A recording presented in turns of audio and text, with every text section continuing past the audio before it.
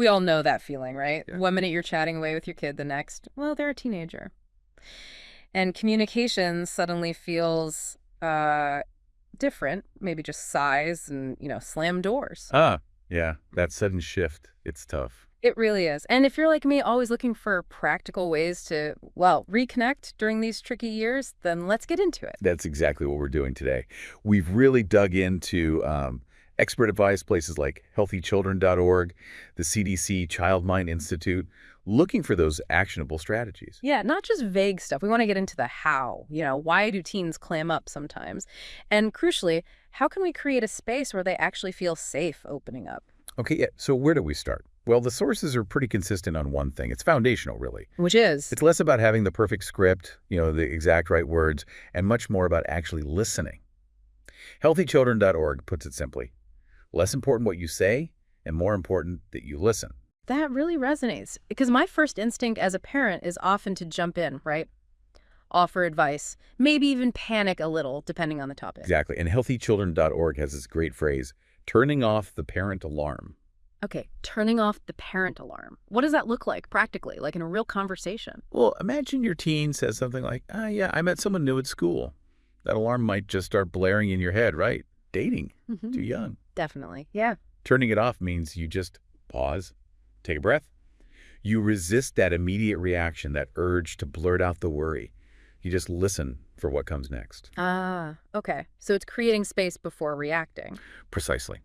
Yeah. And it prevents you from jumping to conclusions. The sources also warn against catastrophizing. Catastrophizing, like assuming the worst. Yeah. If they share a problem and you immediately jump to the worst case scenario, it actually makes them more anxious. Maybe less likely to tell you things next time because they feel like you can't handle it calmly. That makes sense. I can also see how maybe going too far the other way, like over-empathizing, could backfire too.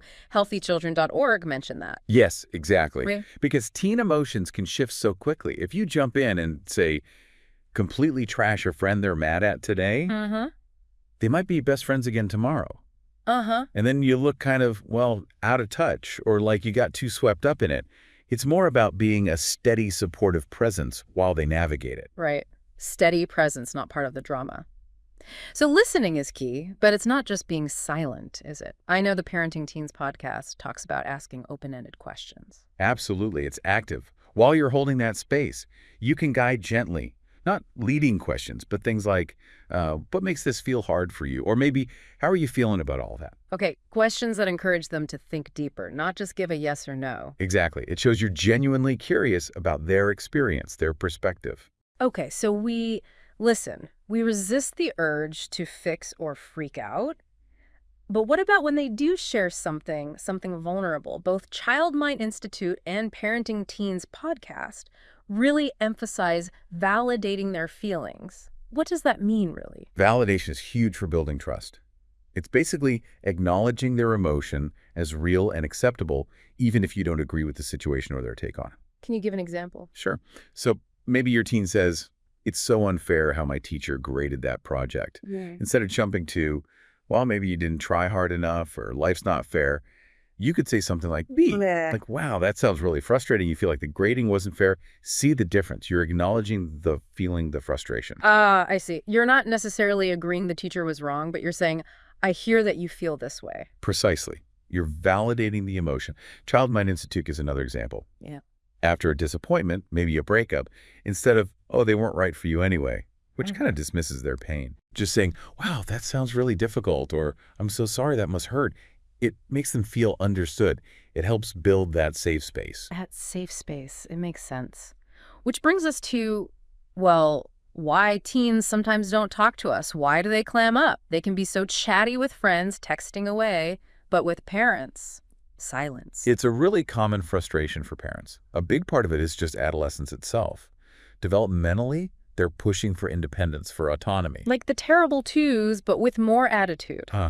Yeah, Child Mind Institute actually makes that comparison. It's about defining themselves separately from us.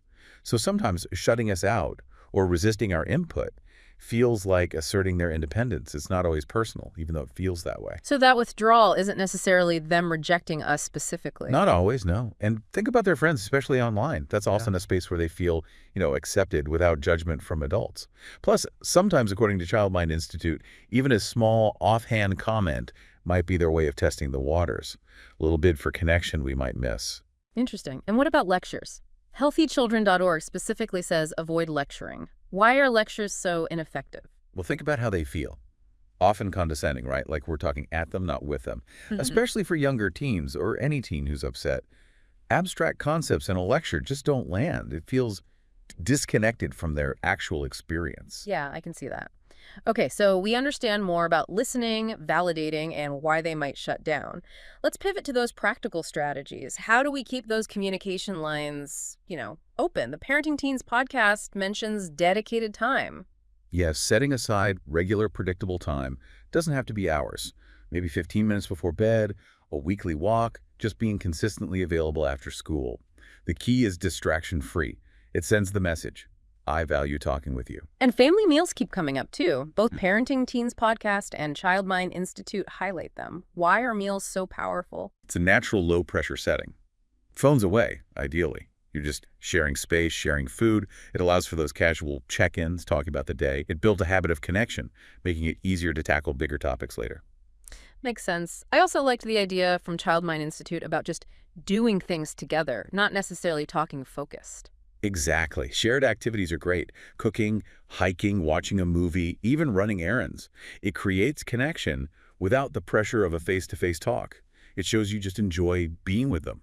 What about showing trust? Child Mind Institute brought that up as well. How does trust help communication?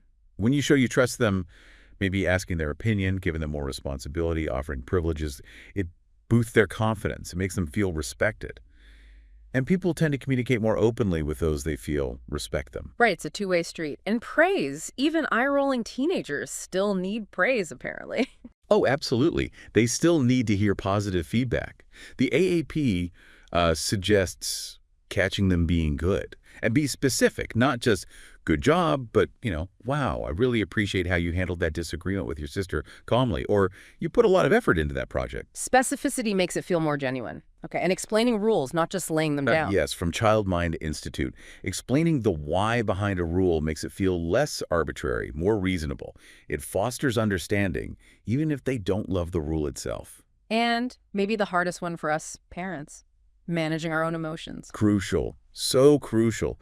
All the sources stress staying calm, especially when things get heated. Take deep breaths. Maybe even suggest a short break if you feel yourself escalating.